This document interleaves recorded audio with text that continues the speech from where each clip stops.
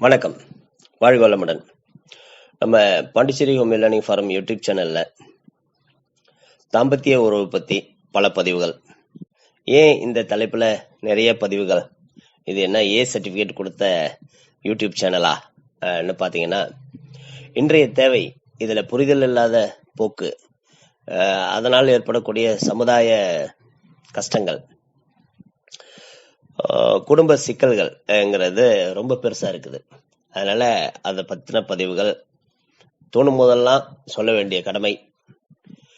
அதன் தொடர்ச்சியாக இப்ப நம்ம பார்க்க போறது மனதின் வலிமை தான் நம்மளோட பாலுணர்வுங்கிறத கண்ட்ரோல் பண்ணக்கூடிய கண்ட்ரோலிங் மெக்கானிசம்ங்கிறத புரிய வைப்பதற்காக சிறு பதிவு.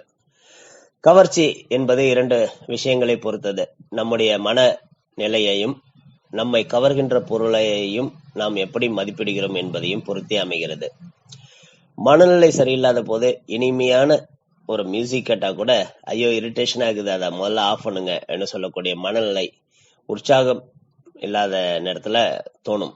ஆனா மனம் உற்சாகமா இருக்கும்போது மற்றவர் நம்மை பற்றி சொல்லுகிற சிறு குறைகள் கூட நாம் அதிகம் பொருட்படுத்துவதில்லை. இன்னும் அந்த மாதிரி மியூசிக் ஏதாவது கேட்டோம்னா சவுண்டா வச்சு கூட கேட்போம். இந்த விஷயங்கள்ல இருந்து நம்மளுக்கு புரியறது மனதின் ஆரோக்கியம்ங்கிறது எந்த அளவுக்கு முக்கியம்ங்கிறது புரியும். இப்ப இந்த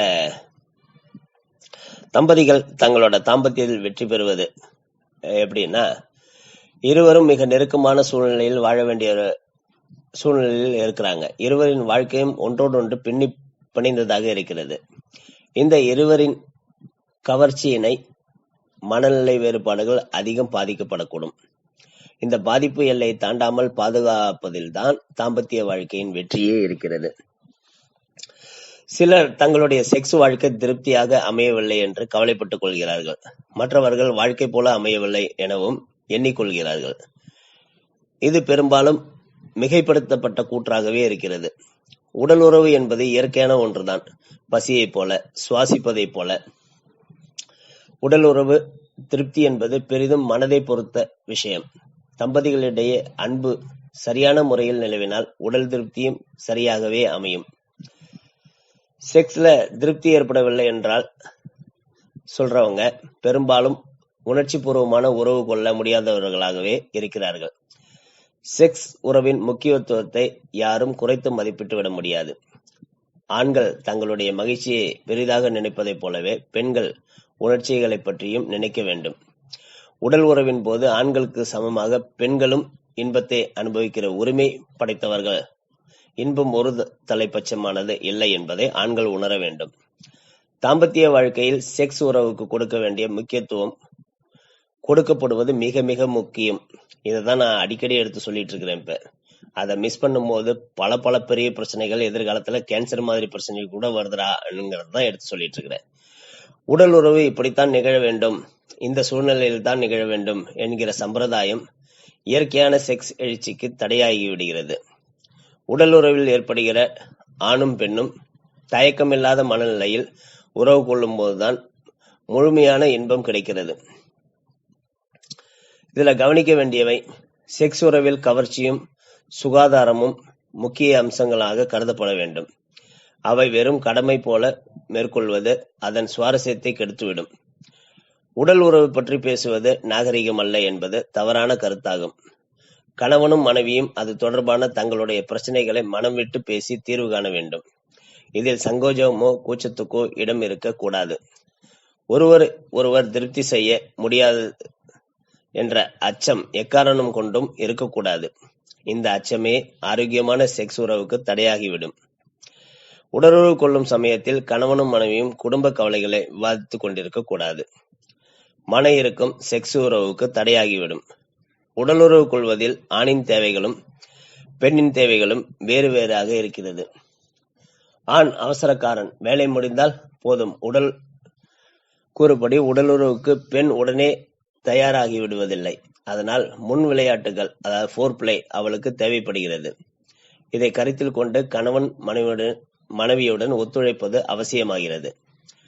உடலுறவின் போது மட்டுமே மனைவிக்கு நெருக்கமாகிற கணவர்கள் இருக்கிறார்கள். இது தவறு.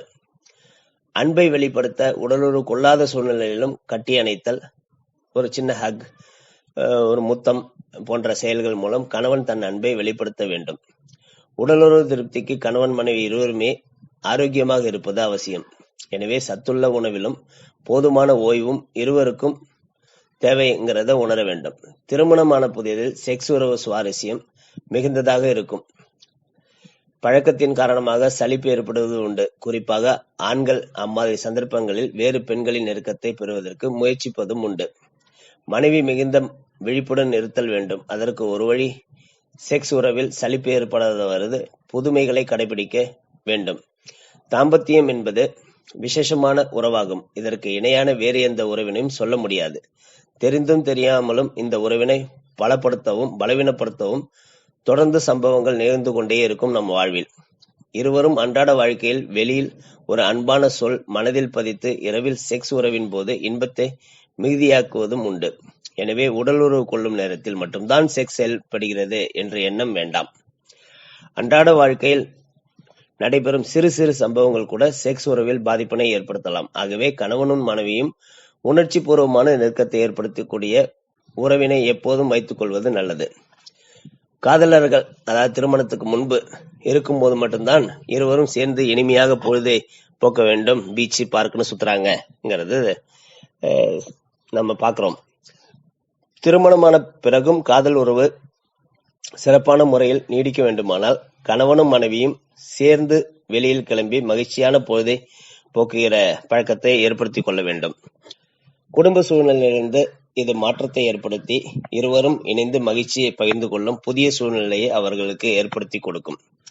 அதனாலதான் என்கிட்ட ஃபெர்டிலிட்டி ட்ரீட்மெண்ட்டுக்காக வரவங்களுக்கு நான் குறிப்பா சொல்றது, முடிஞ்சா every month 1 or 2 days out station போங்க. அது இந்த குடும்ப சூழ்நிலையிலிருந்து விலகும் ஒரு டெக்னிக் தான். குழந்தைகள் பிறந்த பிறகு செக்ஸ் நெருக்கத்தை குறைத்துக் கொள்ள வேண்டும் என்று சிலர் எண்ணுகிறார்கள். இதுவும் தவறான கருத்தாகும். அவ்வாறு குறைத்து கொண்டால் இருவரும் உள்ள நெருக்கத்தில் விரிசல்கள் தோன்றலாம். குழந்தைகளின் மீது அன்பு செலுத்துவதில் கணவனும் மனைவியும் ஒருவருக்கொருவர் மீது உள்ள அன்பை குறைத்துக் கொள்ள வேண்டும் என்கிற அவசியமில்லை. செய்த வேலையை திரும்ப திரும்ப செய்கிற போது அதில் ஒரு வகையான அலுப்பு தோன்றுவது இயற்கை. அன்றாட குடும்ப கடமைகளில் அன்பு வெளிப்படுகிறது என்பது உண்மையாயினும் அந்த அன்பை வெளிப்படுத்துவதிலும் சில மாற்றங்கள் கையாள்வது அவசியம். உதாரணமாக, எதிர்பாராமல் ஒருவருக்கொருவர் பரிசு வழங்கி ஆச்சரியத்தில் எதிர்பாராமல் நன்மைகளை செய்கிற போது அது மகிழ்ச்சியை இரட்டிப்பாக்குகிறது என்கிறதெல்லாம் சின்ன சின்ன டெக்னிக் யூஸ் பண்ணி வாழ்வை இனிமையாக்கி கொள்ள வேண்டும். காதல் இல்லாமல் தாம்பத்திய வாழ்க்கை இருக்க முடியாது.